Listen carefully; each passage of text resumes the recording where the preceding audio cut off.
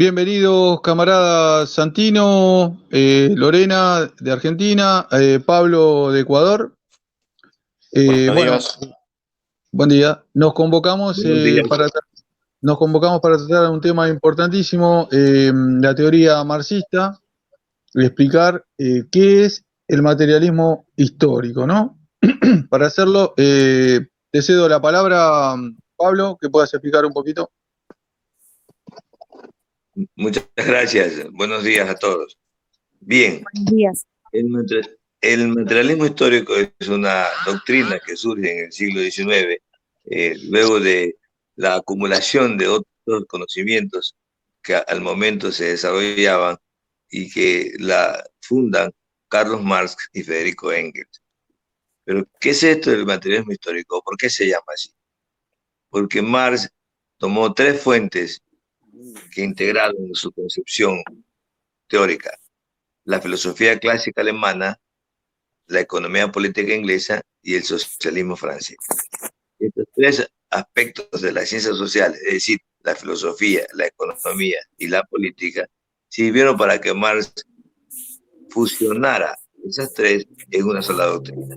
¿Y por qué le llamó materialismo histórico?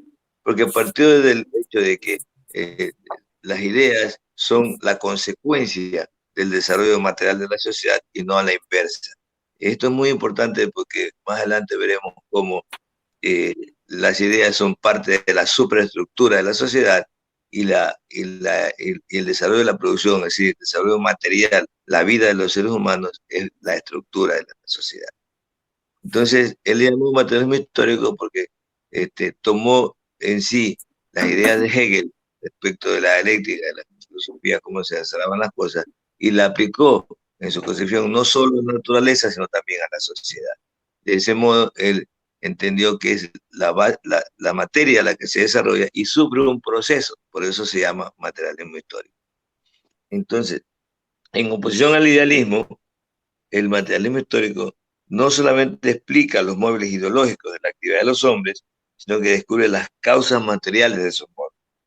Según esta concepción materialista de la historia, lo primario es el ser social o la vida material de la sociedad, y lo secundario es la conciencia social, o sea, su vida espiritual.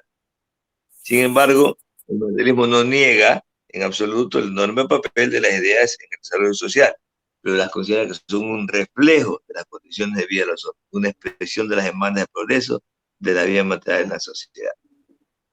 Esto es muy importante entender, porque los historiadores hasta ese momento consideraban que los hechos históricos ocurrían solo por la acción de los individuos, de los líderes, de los, de los jefes, de los gobernantes, e ignoraban el papel de las masas.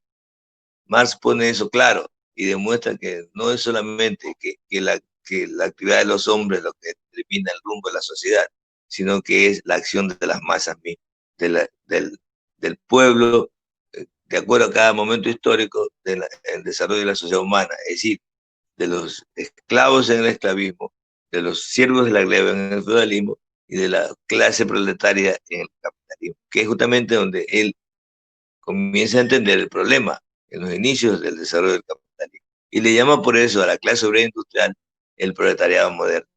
De ese modo él comprende que juega un papel histórico del pueblo y que todas las riquezas de la sociedad y la producción de bienes materiales sigue siendo la fuerza decisiva del desarrollo histórico. Sin embargo, no niega el papel de la personalidad, como ya hemos dicho, pero lo ubica en su real dimensión, en su real papel, en el papel, digamos, histórico que juega. Pero, como ya dijimos, el materialismo histórico no nace únicamente de la genialidad del cerebro de Marx o de Engels, sino que se dan determinadas condiciones históricas para el desarrollo de esta teoría, de esta doctrina, como ha ocurrido en el pasado con todo el pensamiento humano, toda la historia del pensamiento humano, ¿cierto?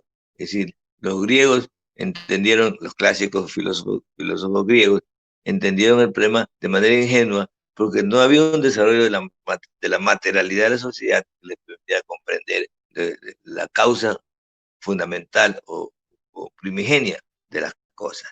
Por ejemplo, Tales de Mileto dijo, el agua es el origen de la vida, pero no tenía la comprobación de aquello, era simplemente una filosofía especulativa.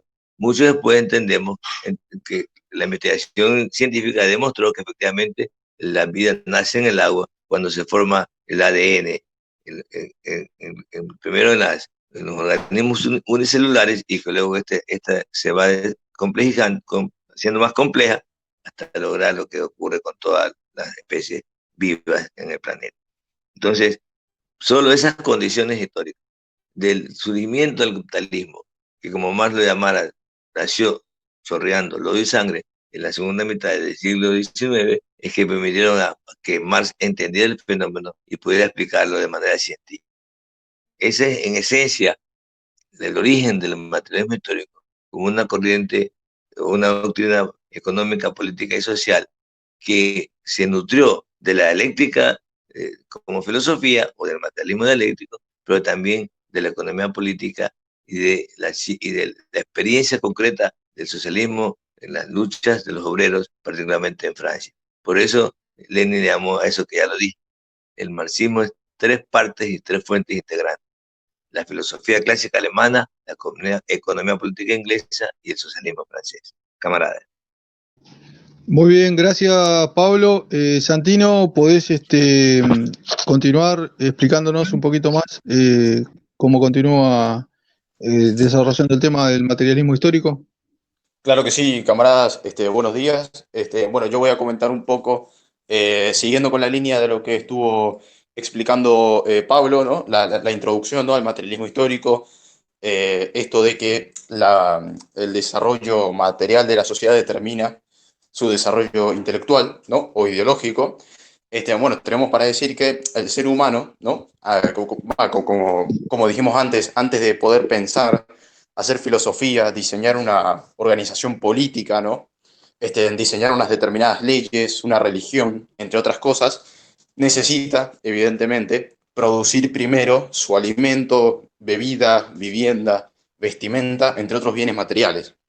Por lo tanto, según cómo vive el hombre, así piensa, o mejor dicho, según cómo el hombre produce lo que necesita para subsistir materialmente, así serán sus religiones, sus leyes, sus formas de gobierno, sus ideas en general, su cultura, etcétera, ¿no? Entonces, pero claro, si lo que determina las ideas de la sociedad, la organización política de la sociedad, es la producción material, entonces los historiadores tienen que prestar toda su atención, o la mayor parte de la atención, al fenómeno material, al fenómeno de la producción material, que es el que vamos a analizar ahora. Básicamente, para producir materialmente, la sociedad necesita dos elementos. Primero, fuerzas productivas materiales, como la tierra, las herramientas, las máquinas, las materias primas, entre otras cosas. Y en segundo lugar, también es necesario el trabajo humano, ¿no? Es decir, seres humanos que se relacionan entre sí para ejecutar la producción. Entonces, las fuerzas productivas pueden ser más o menos desarrolladas, ¿no? A lo largo del desarrollo histórico, ¿no?, desde la antigüedad hasta la actualidad, las fuerzas productivas han ido creciendo tanto en cantidad como en calidad, ¿no? Es decir, en la prehistoria eran las herramientas de piedra sin pulimentar, el arco y la flecha, la caza, la pesca, la recolección. Luego, en la antigüedad, ¿no?, ahí con la antigua Grecia y el Imperio Romano en Europa, o con los imperios maya, azteca, inca en América, ¿no?, las fuerzas productivas habían crecido. Es decir, ahora eran las herramientas de metal, los comienzos de la agricultura, la ganadería y de los oficios artesanos. En la Edad Media, las fuerzas productivas ya eran la agricultura y la ganadería más desarrolladas, la vinicultura, la horticultura, las primeras manufacturas. En la modernidad, ya ahí con la revolución industrial, con el capitalismo, tenemos las máquinas y las fábricas y en general podremos decir la producción industrial. Y en la actualidad, la producción industrial ya está muchísimo más avanzada que en el siglo XIX, ¿no?, lógicamente. De hecho, está tan avanzada que está como llegando poco a poco a convertirse en lo que denominaríamos producción automatizada, ¿no?, que es la producción que no requiere trabajo humano, cosa que aún no ha sucedido, pero que lógicamente va a suceder en algún momento, porque como decimos, las fuerzas productivas a lo largo del desarrollo histórico van evolucionando constantemente, sin parar. Entonces, Por otro lado, los seres humanos, para producir, necesitan entablar determinadas relaciones entre sí. Esas relaciones, que llamamos relaciones de producción, pueden ser relaciones de cooperación y hermandad, es decir, basadas en la libertad y en la igualdad, donde lo producido socialmente se reparte entre todos para satisfacer las necesidades de cada uno, o pueden ser relaciones basadas en la explotación del hombre por el hombre, donde el producto social es apropiado privadamente por una minoría privilegiada, mientras que el resto apenas recibe lo suficiente para poder subsistir. No sé si esto les suena, se parece bastante a la sociedad actual. Ahora vamos a ver que efectivamente es así. Entonces, en el caso de las relaciones de producción basadas en la igualdad y en la libertad, en ese caso los medios de producción, ¿no? Que como ya dijimos son las tierras, las máquinas, las materias primas, todo lo que se usa para producir en general, que son los medios de producción, son propiedad colectiva o propiedad social, es decir, de todos los individuos de la comunidad.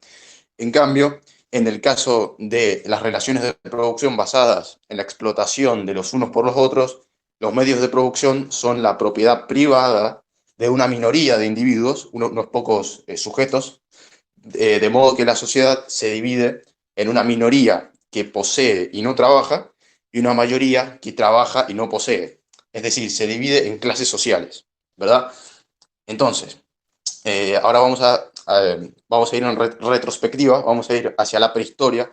En la prehistoria, como las fuerzas productivas estaban muy poco desarrolladas, directamente era imposible que unos pocos se apropiaran de la mayor parte de lo producido socialmente, debido a que lo producido apenas alcanzaba para que la comunidad pudiera sobrevivir en caso de que se repartiera entre todos de forma aproximadamente equitativa.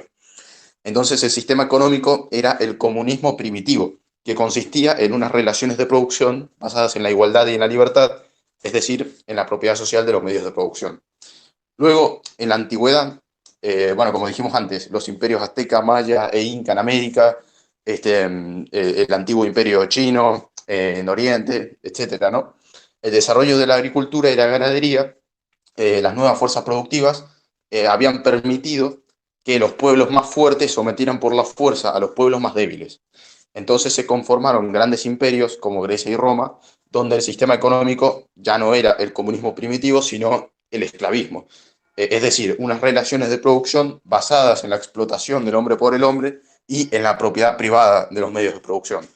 Entonces la sociedad se dividía en una minoría de esclavistas, propietarios de esclavos que poseían y no trabajaban, y una mayoría de esclavos que trabajaba y no poseía. De hecho, la mayor parte de los filósofos griegos antiguos justamente poseían esclavos. Por eso podían dedicarse a pensar y hacer filosofía, ¿no? Lo que decíamos antes. Es decir, para poder hacer filosofía, para poder pensar de una forma tan profunda, primero es necesario tener las condiciones materiales aseguradas, ¿no? En el caso de esos filósofos, los esclavos pues producían para ellos y por lo tanto tenían las condiciones materiales óptimas para poder desarrollar sus filosofías, ¿no? Luego, en la Edad Media, las nuevas fuerzas productivas, más desarrolladas que las antiguas, ya no podían ser puestas en marcha para producir por los esclavos, debido a que estos eran demasiado brutos e ignorantes, demasiado explotados. Entonces el esclavismo tuvo que ser reemplazado por el feudalismo, unas relaciones de producción también basadas en la explotación del hombre por el hombre, pero de una forma diferente. En la Edad Media, la sociedad medieval se dividía en una minoría privilegiada de señores feudales que vivían sin trabajar y una mayoría de campesinos siervos que trabajaban para su señor. Los siervos, menos explotados que los esclavos, sí eran capaces de manipular las nuevas fuerzas productivas. Luego, en la modernidad, cuando surgió la maquinaria industrial, los siervos ya eran demasiado inhábiles y desinteresados en su trabajo como para poner en marcha a las nuevas fuerzas productivas. Entonces el feudalismo debió ser reemplazado históricamente por el capitalismo, que son unas nuevas relaciones de producción que también están basadas en la explotación, pero nuevamente de una manera diferente. La sociedad capitalista, es decir, la sociedad actual, ¿no? Se divide en una minoría de capitalistas que posee y no trabaja, y una mayoría de obreros asalariados que trabaja y no posee. Entonces los obreros, como son una clase menos explotada que los siervos y que los esclavos, a pesar de que siguen siendo explotados, pero de todas maneras, sí son capaces de manipular la producción industrial. bueno, no vamos a profundizar mucho en estas formas diferentes de la explotación del hombre por el hombre, ¿no? El esclavismo, la servidumbre y el trabajo asalariado, pero vamos a pasar directamente a la actualidad. Finalmente, en la actualidad, las nuevas fuerzas productivas ya no son estimuladas por el capitalismo, debido a que este sistema tiende constantemente a la crisis económica. Por lo tanto, llegó la hora de que nuevamente cambien las relaciones de producción. Algo que no es para nada extraño en la historia, ¿no? Como pudimos ver, a lo largo de la historia van cambiando los sistemas económicos de una forma completamente natural. Entonces, las crisis económicas capitalistas, como la que estamos viviendo actualmente, organizan a los obreros como clase. Y la clase obrera organizada, como ya sucedió en muchos países, bueno, tenemos el mayor ejemplo es la Revolución Socialista de Octubre de 1917, tiene la capacidad de derrocar el sistema capitalista e instalar el socialismo por la fuerza, un sistema que consiste en unas relaciones de producción basadas en la libertad y la igualdad, es decir, en la propiedad social de los medios de producción, que a diferencia del capitalismo sí estimula el desarrollo de la producción. Entonces, así como un ejército no se organizaría de la misma manera si posee armas de fuego que si solamente posee el arco y la flecha, entonces la sociedad de la misma manera va cambiando de relaciones de producción a medida que cambian y se desarrollan las fuerzas productivas con las que cuentan. Bueno, hasta aquí esto es todo lo que tenía para decir con respecto a el desarrollo de la producción material.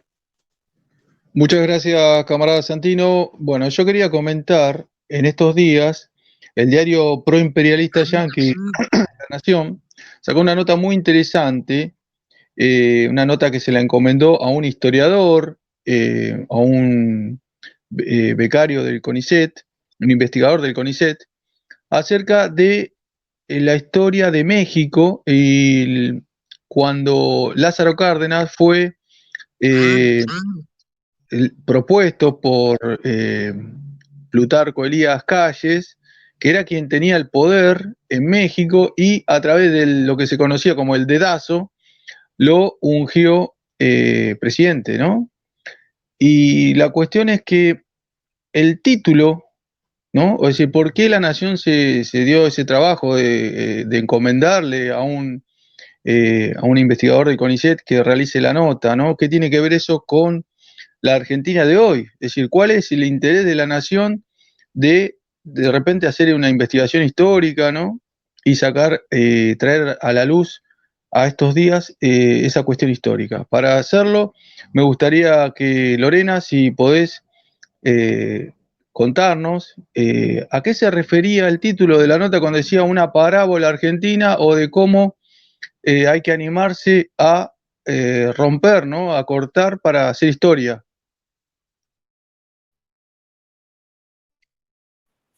Bueno, ¿cómo le va, camarada?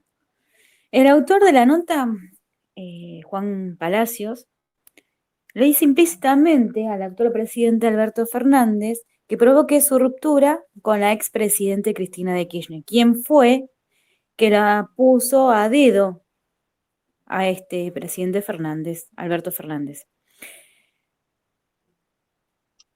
Como lo hizo Plutarco Elías Calle en México con Lázaro Cárdenas en 1933. Sin embargo, tal ruptura es completamente diferente, ya que Lázaro Cárdenas fue progresista en relación a Calle y fue beneficioso para el país.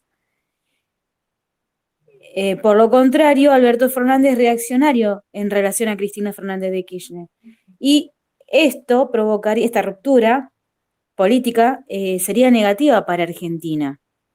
Eso es lo que, digamos, saqué yo de conclusión, porque es lo que vemos en una historia que pasó, que fue beneficioso siendo progresista, Cárdenas, para el país, porque fue apoyado por la masa, por los obreros, por sectores progresistas de militares, y acá, en Argentina, es totalmente diferente.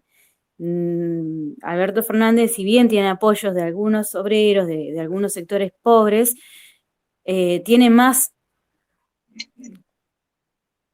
sería más gente de derecha.